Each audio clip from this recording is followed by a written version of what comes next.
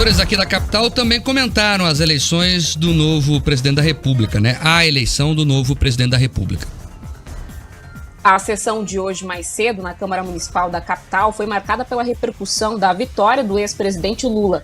Enquanto os apoiadores do candidato petista comemoraram a terceira eleição do político para o cargo, aliados do presidente derrotado Jair Bolsonaro do PL lamentaram, mas ao mesmo tempo desejaram sucesso ao eleito. O presidente da casa, vereador Tico Kuzma, do PROS, ressaltou que o país está dividido por causa da grande polarização e que a eleição deixou isso claro. Segundo ele, é necessário que a população consiga superar as divergências para o bem do país. O primeiro momento é parabenizar todos aqueles que foram às urnas, exerceu o seu direito, o direito do voto, mostrou um país dividido entre esquerda e direita, mas tivemos um vencedor. E agora esperamos que esse vencedor, juntamente com aquelas pessoas que o apoiaram, tentem unir o país para que o país possa avançar. E também aquelas pessoas que não optaram por esse governo tenham que também se unir com os outros para que nós possamos ter cada vez uma cidade melhor, um estado melhor e um país melhor. A vereadora do PT, professora Josete, ressaltou o retorno do PT à presidência da República e destacou que o país vai superar o momento de ódio. Foi uma vitória da democracia, o presidente Lula disposto a fazer um governo de união para todos. Então, acho que vamos superar esse momento de ódio, vamos unir o nosso país para fazer políticas públicas de inclusão, para garantir que a nossa economia volte a crescer, que o povo brasileiro não passe mais fome, que nós possamos gerar mais emprego e renda. E temos que superar esse ódio. Eu acho que esse é um momento de esperança, de leveza, de busca de uma sociedade muito mais acolhedora, solidária, onde cada um se respeite, onde a gente possa ter divergências, mas onde a gente não precise do ódio nem da violência. O líder do prefeito na Câmara, Pier Petruziello, do PP, reforçou que o resultado das urnas deve ser respeitado, mesmo sendo o caminho que boa parte dos curitibanos não desejava. Primeiro que a gente tem que respeitar o resultado da urna. Eu acho que a voz da urna, o resultado das urnas, eles devem ser respeitados, isso faz parte da democracia. Não é o caminho que a maioria do curitibano e do paranaense escolheu, mas é a maioria do que o povo brasileiro decidiu.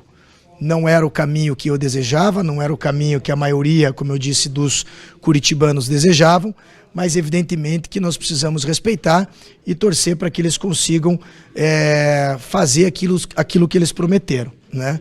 Eu entendo que há muitas promessas, ainda há muita ilusão, mas também é muito importante ter nesse momento serenidade. Pedir para a população curitibana, que é uma população ordeira, para a população do Paraná, que é uma população pacífica, que acolhe a todos, o respeito também nesse momento. Tá, e, portanto, a repercussão entre os vereadores aqui de Curitiba, você vê sempre a polarização, né? Os vereadores do PT, claro, comemorando, defendendo a eleição de Lula, e quem está na oposição lamentando, mas dizendo até aqui que o resultado das urnas tem que ser respeitado, e é isso mesmo, obviamente, né? As urnas falam e elas falaram alto. Já falei aqui de manhã, os ouvintes talvez dessa faixa horário não acompanharam. É importante dizer o seguinte: o que as urnas revelaram foi um Brasil dividido. Ah, mas Marco, o Lula ganhou as eleições. Certo, ganhou, e merece ser presidente por isso.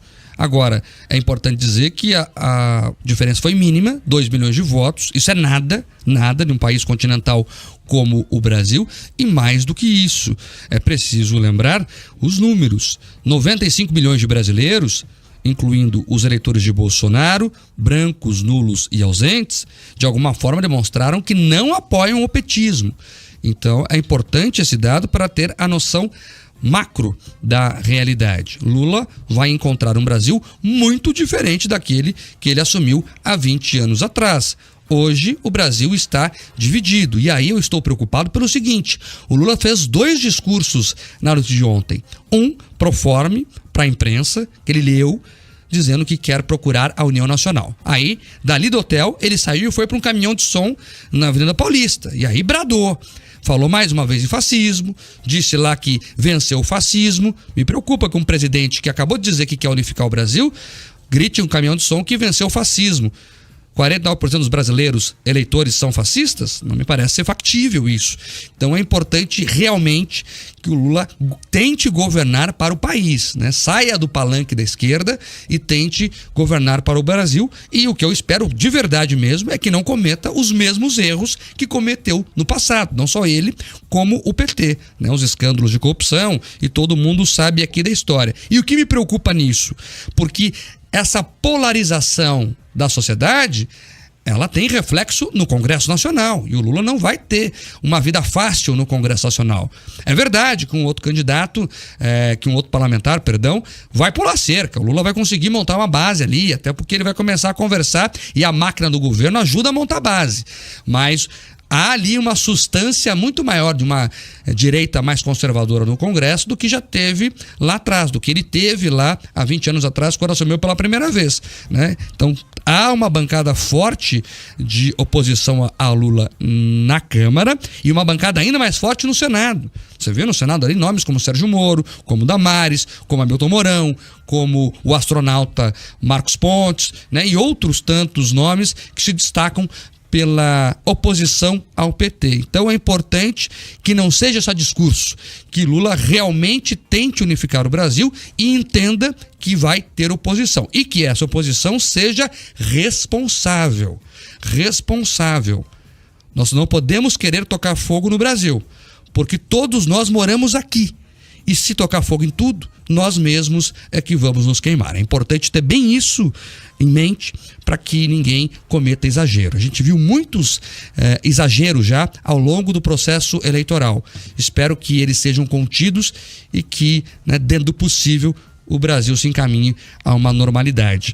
Até porque é o seguinte, Camila, a harmonia dos poderes, ela tem que existir quando um respeita o outro, mas o debate de ideias tem que ser quente, principalmente dentro do Congresso, e o Congresso, inclusive, fiscalizando o Executivo.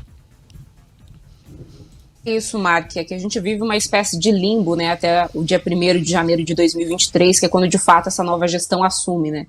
Então há muitos questionamentos ainda, em especial porque a gente tem um presidente da República que não se posicionou, não falou sobre o resultado das eleições, em especial falando de um presidente que teve aí uma votação extremamente expressiva. Bolsonaro, como a gente viu, perdeu essa eleição por uma margem bastante apertada. Então, muitas pessoas aguardam por esse pronunciamento, não só os eleitores dele, né? Claro, toda a população brasileira, mas é preciso que haja esse posicionamento até para que todas essas outras forças políticas também possam se movimentar e aí a gente possa colocar, de fato, o país nesse trilho, né, de seguirmos adiante e, quem sabe, encontrarmos esse caminho aí de pacificação que Lula prometeu e que assim a gente espera ele consiga, né? Eu vou até aqui destacar o que disse mais cedo o Arthur Lira. Ele deu uma entrevista, ele disse que ao presidente eleito, a Câmara dos Deputados lhe dá os parabéns e reafirma o compromisso com o Brasil, sempre com muito debate, diálogo e transparência. É preciso ouvir a voz de todos, mesmo divergentes, e trabalhar para atender às aspirações mais amplas. E por que é importante eu trago essa fala aqui? Porque hoje Arthur Lira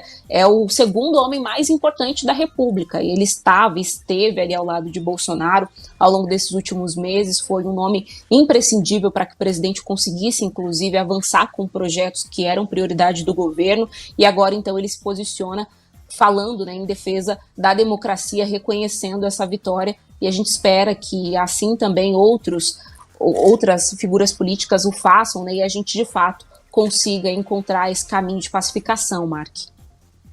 É isso, é o que todos torcemos e vamos tentar construir. Reforço. Ser da oposição não quer dizer tocar fogo no Brasil, até porque o PT sempre fez isso. O PT sempre fez uma oposição irresponsável, fez até ontem.